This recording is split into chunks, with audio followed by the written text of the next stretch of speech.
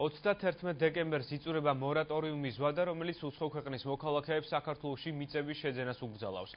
თუ კი ხელისუფლებამ გადაწყვეტილებას არ გადახედა, 1 იანვრიდან სხვა ქვეყნების მოქალაქეები სასოფლო-სამეურნეო მიწების შეძენას ისევ შეძლებენ. მორატორიუმზე კანონის წელიწადნახევრის წინ ამოქმედა, ამ ხნის განმავლობაში საკონსტიტუციო სასამართლომ თემაზე ორჯერ იმსჯელა და ის ორჯერვე არაკონსტიტუციურად ცნო. საკანონმდებლო ორგანო საკითხზე ახალი კანონპროექტის მოლოდინშია. მორატორიუმს აკრიტიკებენ ნაციონალური მოძრაობაში. ოპოზიცია ამბობს, რომ პროცესმა საინვესტიციო გარემოზე უარყოფითად იმოქმედა.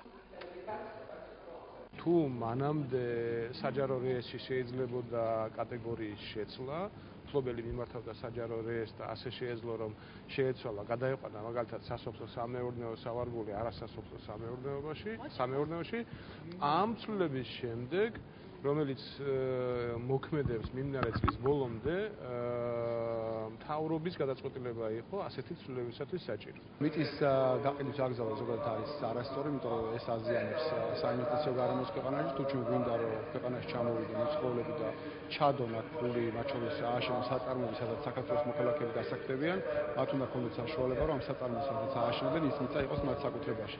სხვა შემთხვევაში, ნებისმიერ შემთხვევაში ისინი მუდმივად იქნებიან იმ რისკის ქვეშ, რომ მათ ოდესღაც აქედან გააყრიან.